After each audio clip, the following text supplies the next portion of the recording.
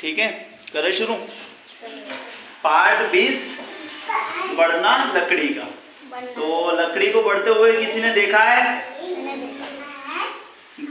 ये जो किसी झाड़ पे लगी हुई है तो बढ़ती है ना, वो तो बढ़ती है, लेकिन सूखी लकड़ी को बढ़ते हुए देखा है? नहीं सर।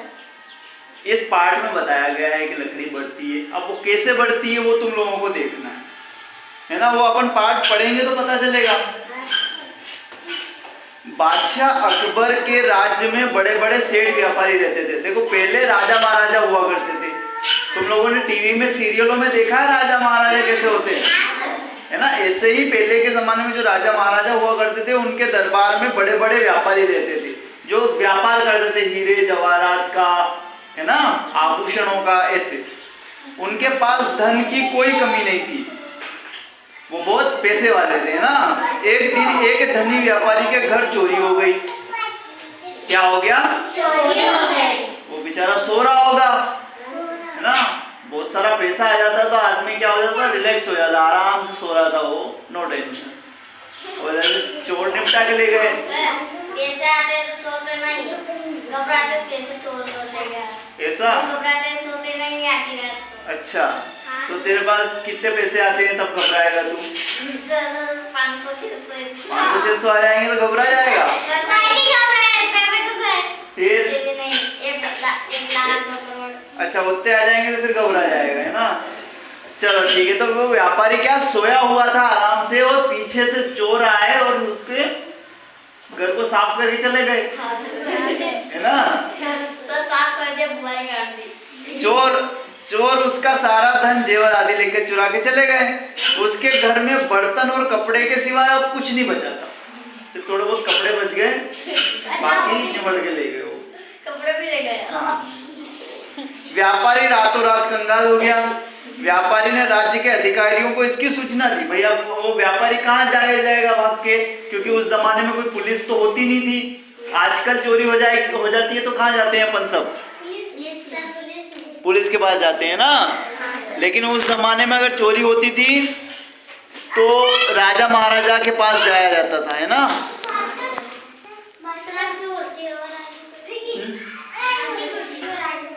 ऐसा, तो राजा महाराजा के पास जाया जाता है ना। तो उसने सेठ ने क्या किया कि राजा महाराजा को जाके सूचना दी, उसके अधिकारियों को सूचना दी, लेकिन फिर भी चोर का कोई पता नहीं चला। और चोर बड़ा चालाक होगा, आजकल के बच्चे भी बड़े चालाक होते हो तुम लोग, है ना। तुम भी बहुत, जब हम होमवर्क देते हैं तुम लोगों को तो तुम होमवर्क करके नहीं आते हो, ऊपर से बहाने बनाते हो, हमें भी पता नहीं चलने देते हो कि बहाना सही बना रहे हो कि नहीं बना रहे हो। एक वो है चोर, लड़का वो सामान चोर लेके भाग जाता है।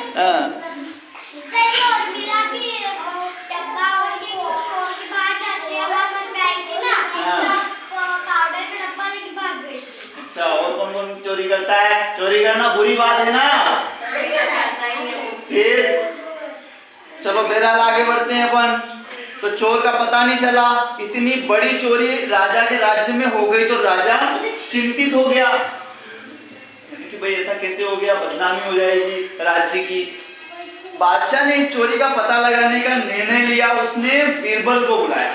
किसको बुलाया? बीरबल को बुलाया।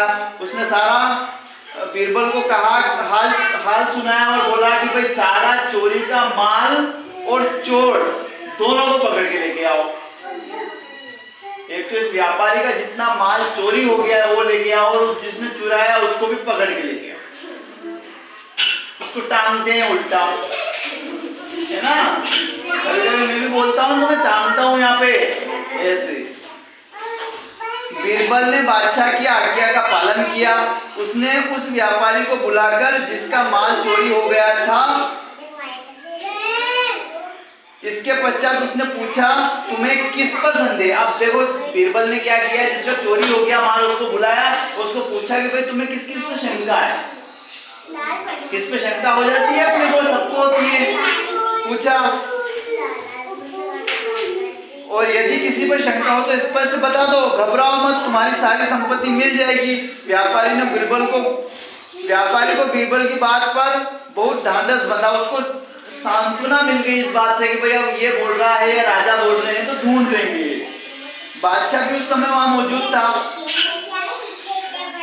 व्यापारी ने कहा मेरा यह अनुमान है कि मेरे नौकरों ने ही मिलकर ये काम किया है। मेरे घर के जो नौकर हैं हो सकता है उन्होंने ही मिलकर ये काम किया होगा, क्योंकि वह बाहरी व्यक्ति हैं, क्योंकि बाहरी व्यक्ति को इतनी जानकारी नहीं होती घर की। किंतु यह भी सच है कि मैंने किसी व्यक्ति को अपनी आंखों से ऐसा करते हुए देखा नहीं, इसलिए मैं किसी भी नौकर का नाम नहीं ले सकता। देखो इसने सेठ ने क्या बोला कि मेरे जो नौकर हैं उन्हीं ने ये काम किया होगा, क्योंकि बाहर के किसी व्यक्ति को पता नहीं होता है कि घर में कहाँ पे पैसे पड़े हैं, कहाँ पे ये पड़े हैं, है ना। पर मैंने किसी को चोरी करते हुए देखा नहीं है, तो अब मैं नाम कैसे लूं, है ना। ये तो तुम लोग पता लगाओ राजा, और ये मैं नाम नहीं ले सकता। बीरबल ने सिपाही को भेजकर व्यापारी के सारे नौकरों को बुला लिया, है ना। जब सभी नौकर आ गए तो बीरबल ने समान आकार की लकड़ियां मंगा ली। बीरबल ने नौकर को भेजा बाहर और बोला 8-10 एक छोटे लकड़ी, सूखी लकड़ी के डंडे लेके आ जाओ। जैसे अपने डंडा बना है ना, इससे पिटाई बनती है दोनों की, ऐसे डंडे मंगा लिए उसने 10, ठीक है। और सभी नौकर आ गए तो बीरबल ने समान आकार की लकड़ियां मंगवा ली। उन पर कोई मंत्र, यानी झूठ मूठ का उन लकड़ियों के ऊपर उसने मंत्र उन नौकरों को दिखाने के लिए मंत्र पढ़ दिया, झूठ मूठ का पढ़ दिया, और बोला, और एक लकड़ी हर नौकर को दे दी, है ना। और उसने कहा आज रात ये लकड़ियां तुम लोगों के पास रखो, कल सुबह मुझे दिखाना। जो कोई चोर होगा या जिसकी मदद से चोरी हुई होगी उसकी लकड़ी आधा इंच बढ़ जाएगी। क्या बोला उसने झूठ मूठ का मंत्र पढ़ा, और फिर एक लकड़ी सभी नौकरों को दे दी और बोला ये आज की रात तुम्हारे पास रखो, कल मुझे दे देना। जो भी चोर होगा उसकी लकड़ी आधा इंच बढ़ जाएगी, है ना। लकड़ी वैसे तो बढ़ती नहीं है सूखी, तो उसने बोला कि मंत्र पढ़ रखे हैं मैंने, तो आधा इंच बढ़ जाएगी। बीरबल के आदेश से राज्य कर्मचारियों ने व्यापारी के नौकर को अलग अलग कमरों में रख दिया। उन्हें वहीं उनके अलग अलग कमरों में राजमहल में रहने दिया नौकरों कि भाई तुम आज की रात यहीं रहोगे, आवाज नहीं रे पीछे।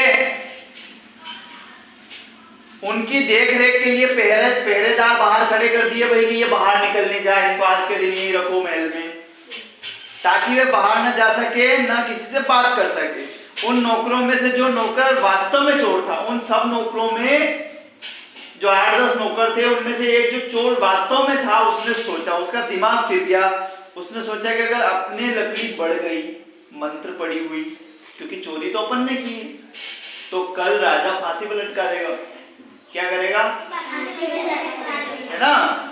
उसने मन में सोचा कि यह लकड़ी बाद में आधा इंच बढ़ेगी, क्यों ना मैं इसे पहले आधा इंच काट दूं, है ना। उसने बोला कि मैंने चोरी की है, अब मेरी लकड़ी आधा इंच बढ़ेगी, तो मैं आधा इंच से काट दूं ताकि बराबर रहेगी, नहीं ताकि पता नहीं चलेगा किसी को, ऐसा ही है ना। मैं पहले से इसे आधा इंच काट दूं ताकि बढ़ने पे यह पूरी रहे, इस तरह मेरी लकड़ी सबके बराबर रहेगी, इस प्रकार बीरबल मुझे पकड़ नहीं पाएगा। ऐसा सोचकर उसने तुरंत अपनी लकड़ी को आधा इंच काटकर छोटा कर दिया। बीरबल ने सबकी लकड़ियों को देखा। अगले दिन एक व्यक्ति की लकड़ी औरों की लकड़ी से आधा इंच छोटी निकली। अब मंत्र तो कोई था नहीं, उसने तो डराने के लिए बोला था ऐसा, छोटी निकली।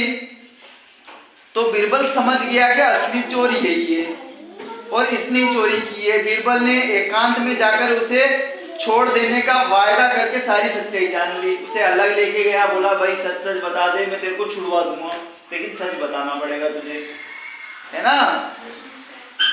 यह तो बीरबल की चाल थी। क्या कभी लकड़ी रातों रात अपने आप बढ़ सकती है क्या, है ना। दूसरी सुबह बादशाह और बीरबल उस जगह पर गए जहां माल रखा था। उसने उनके साथ व्यापारी भी था, व्यापारी ने चोरी हुआ माल को वापस लिया और वह बहुत खुश हुआ। बादशाह सब कुछ देख रहे थे, वे बीरबल की बुद्धिमानी पर बहुत प्रसन्न थे। ठीक है, इस तरह से ये पाठ खत्म होता है। अच्छा लगा पाठ?